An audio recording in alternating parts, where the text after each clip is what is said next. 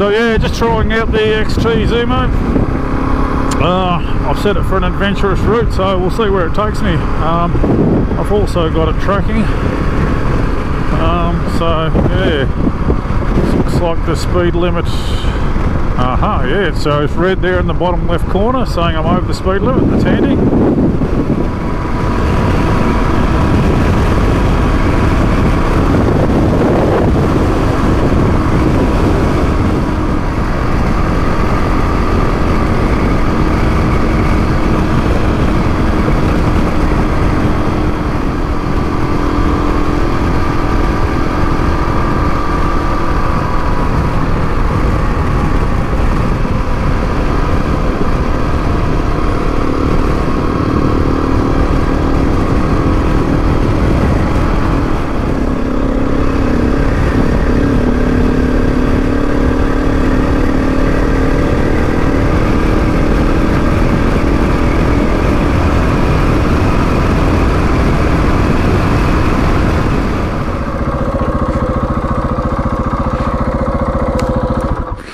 Still getting used to this bike where the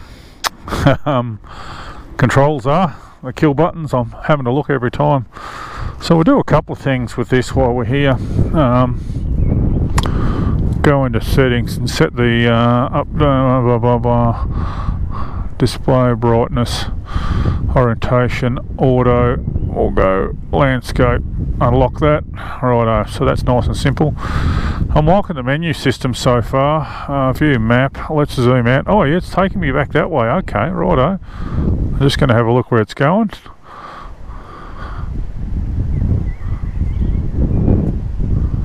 Round the back, that's just a bit of a silly thing to do. Round through Rawston and then back down the other side of Moondara by the looks of it. Okay. You can see there it's just done a big loop down and it's heading back to the original track. Oh yeah, that's not too bad though. Yeah, okay, I see where it's come out, the other side of tyres or somewhere there. We won't do that, we'll cut the corner off. You can see by the map here, we want to go across there. Oh, actually, it's taken me right round the back of Hayfield. There you go. So the adventurous route is interesting. I mean, that's quite scenic road, that piece of road through there, through the back of Seaton and all that sort of stuff. So it's sort of getting it half right, but probably not all right. Don't know why we're going right down here. I think probably it's afraid of gravel roads. This is the Tyres road going down there. That's all major tar roads. So we're still on major tar roads, and I've got the setting as far right, as far adventurous as I can. So certainly doesn't look like it's going to take us on gravel roads. But you can see here, we'll just follow the Thompson River across. So I'm just going to get back out of that. View map, and actually I'll just probably cancel out of this now.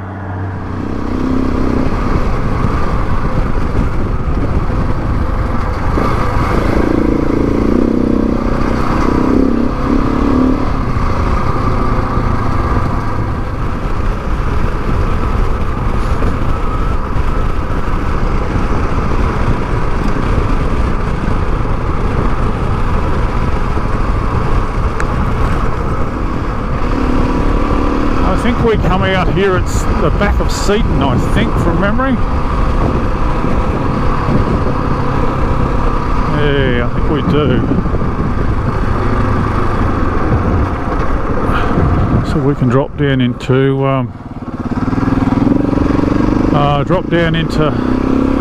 Turngabby that way, or we keep going straight ahead through Seaton into the back of Lake Maggie, or back of Hayfield, I think.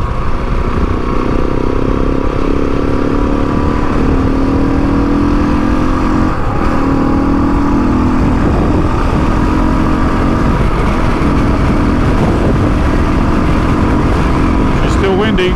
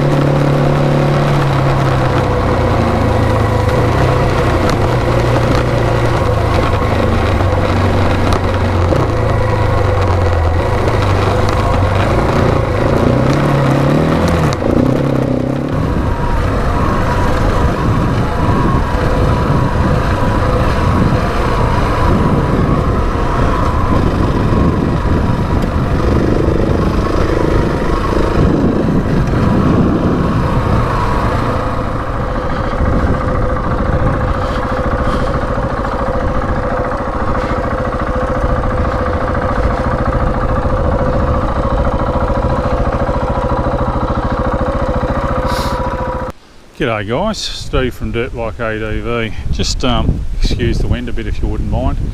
It is quite a windy day. Just out on the bike again. Just want to make sure I get to know this KTM 690. Thought I'd have a chat about the build so far. I'm very happy with the bike and still sticking to my ethos of lightweight adventure bikes. And adventure bikes that handle like dirt bikes. It certainly meets that criteria. Reasonably heavy at 145 kilos dry. I'll do a weigh in and a lean value at some stage over the next couple of weeks when I sort of absolutely 100% finished with the bike build. But I took it out last Sunday. I'm taking it out this Sunday with the idea just to do some more testing. I'm mucking around with the GPS at the moment, and yeah, just doing some day rides and mucking around, making sure I'm happy with it so far. So the bike build sort of is nearly done. When it comes to camping setup, I'll probably do a whole separate video for that, because I'll put my Dalby racks on and my ADV works, panniers, and all my stuff, a tank bag, all that sort of stuff, and I'll show that sort of setup in a separate video. But today I just thought I'd have a quick walk around the bike. This is one of my favourite camp spots here. I just thought I'd have I'd ride down here and just sort of have a bit of a look around, see how it's travelling. But yeah, it's still a beautiful camp spot. But yeah, so I just thought I'd come down here and then I'd just have a walk around the bike. So what have I done to the bike so far? So I bought it as a stock 690. It's an 18 model. It's the traction control and lean sensitive ABS. I just deliberately wanted the 18 model for that very reason. It hasn't got the extra counterbalancer. Probably not worried about that. Well, no, I'm not worried about that. So yeah, it's an 18 model, basic bike. Just had a little windscreen up on the standard headlight fairing. So what have I done? Obviously I talk a lot about wind protection, so I'll put the Rade garage tower on that. Very happy with that. The light seems to be good on it. It comes with these little indicators on the side. So yeah, very happy with that. I did have a little issue with it rubbing on the forks in here. So I've put these little spacer, which is a bit of 6mm fuel line, if you can see in there. But that just spaced it off the plastics a little bit and just gave it a little bit of room around the shockers. So Rade garage tower, that's plug and play, really simple to fit. I'm really happy with that, and happy too that I got to reuse the speedo. I actually like the tacho on that. It's quite good to see an old analog speedo. I also bought the Rade tank at the same time, so it's got a 6 litre tank underneath there, so it gives me 12 and 6 is 18 litres. That gives me about 340k range.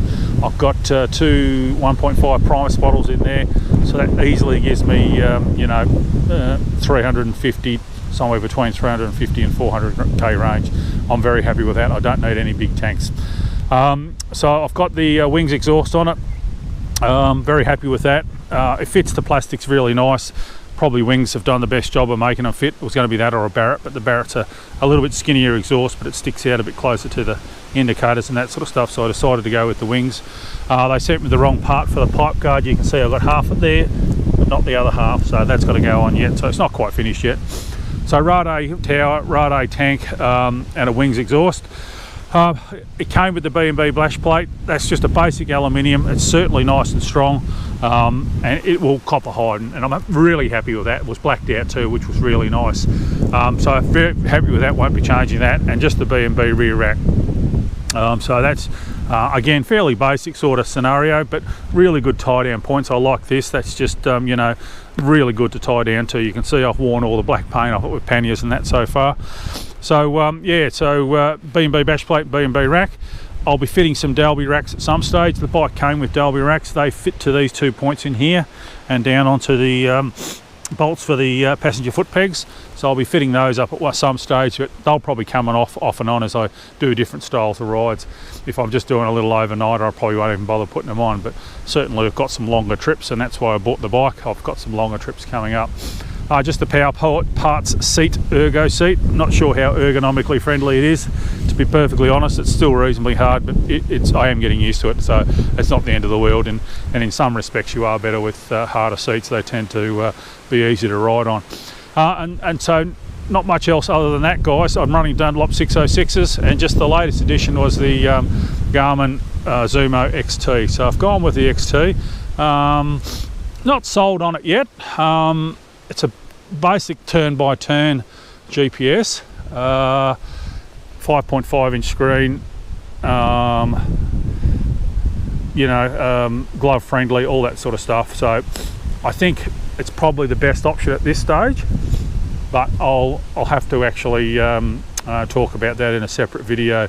The maps that Garmin come with are pretty average in Australia. Obviously Garmin's an American company and the maps over there are much better, but I bought an SD card for it, which is a HEMA SD card, so that's in the mail now, so I'll get that and then we'll just do a separate review on it. It's certainly easy enough to use. The adventurous route is not too bad. I've spoken about that a little bit earlier in the ride.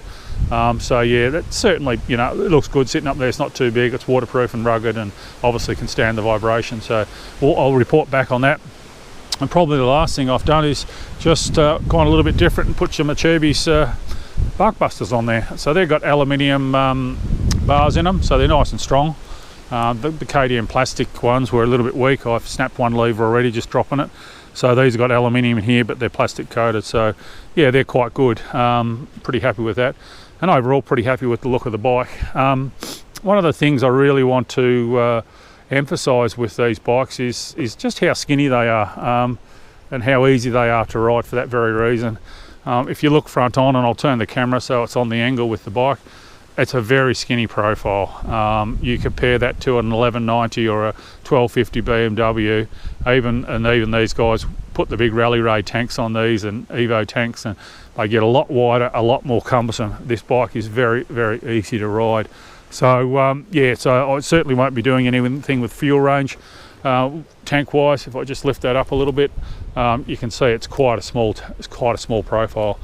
Been doing some experimenting and did some calculations with regard to fuel range, and basically with the 18 litres I've got on board, and just the standard sort of setup where I've got a 5 litre bladder, that gets me, you know, sort of 400 k's, and if I chuck an 8 litre bladder on, I can get 600 k's. So you know, it's sort of my way of doing things. It's people will say it's not ideal chucking a bladder on, but it's just my way of doing things, and I'd much rather have a skinny bike to ride 90% of the time and just chuck bladders on, and that 10% of the time where you need that fuel range. We're talking about doing Steep Point, Western Australia, across to Byron Bay, and there's only one stretch where you need more than you know, like more than 400k range, and that's the as far as I can work out anyhow at this stage, that's the Simpson Desert, and that's 500k, so you probably need 600k range. So I'll need me 5 litre and my 8 litre bladder, but apart from that, that's the worst stint going across there. So probably most I'll be able to do with a 5 litre bladder, and a lot of it I'll be able to do with no bladders at all. But obviously I'll take the bladders with me and roll them up when I'm not using them. So anyway guys, I'm going to beeline it from home. It's got quite late. I've been fluffing around, mucking around with the GPS. Just going to head across back via the tar now. But yeah, so far so good. Bloody beautiful spot here, isn't it? Bloody love it down here. Camped here a few times, I can tell you. But yeah, I'm going to beeline it home now. But yeah, so far so good with the bike. I really have no complaints so far. Obviously it's a little bit heavier, but on the road it's brilliant. It's got plenty of power, it sails along really well. So yeah, pretty happy overall. But I'll probably do a final video when I've got all the camping gear on it, and we'll just finalise everything. But yeah, so far so good. Anyway guys, I'll leave it at that and hope to see you out in the trail soon.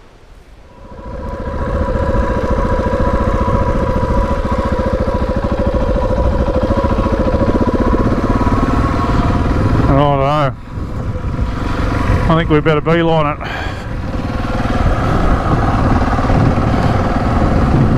What is it? 3:04 in the afternoon. I've got an hour and a half riding.